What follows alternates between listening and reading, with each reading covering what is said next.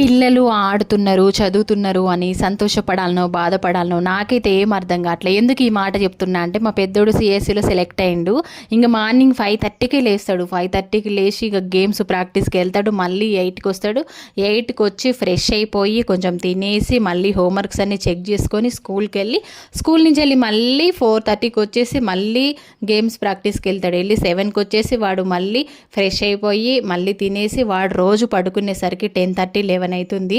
ఇదంతా చూసిన నాకైతే కొంచెం బాధేస్తుంది. ఎందుకు నాన్న ఇంత రిస్క్ తీసుకుంటావంటే, మమ్మీ నాకు ఈ 2 పనులు ఇష్టమే, నువ్వు రిస్క్ అనకు మమ్మీ, ఏం రిస్క్ లేదు, నేను చేస్తా కదా అని నాకే సంజాయించి చెప్తుండే. వాడైతే ఎంతైనా కన్న తల్లి కదండి, బాధ అనిపిస్తుంది కదా, కానీ ఒక్కోసారి ఏమో సంతోషం కూడా అనిపిస్తుంది. ఇంకా వాడికి ఇష్టమైన పనులు 2, చదవడము, ఆడడము. ఇంకా కొంచెం నేను సపోర్ట్ చేయాలి, కానీ వాడు ముందు బాధపడితే ఎట్లుంటుందని చెప్తాను అనమాట. అయితే ఇంకా మార్నింగ్ హోంవర్క్స్ అన్నీ చేసుకుంటుంటే నాకే బాధ అనిపిస్తుంది. చాలా ఉన్నాయి, ఇంకా కవర్ చేసుకుంటున్నాడు బాధపడకుండా.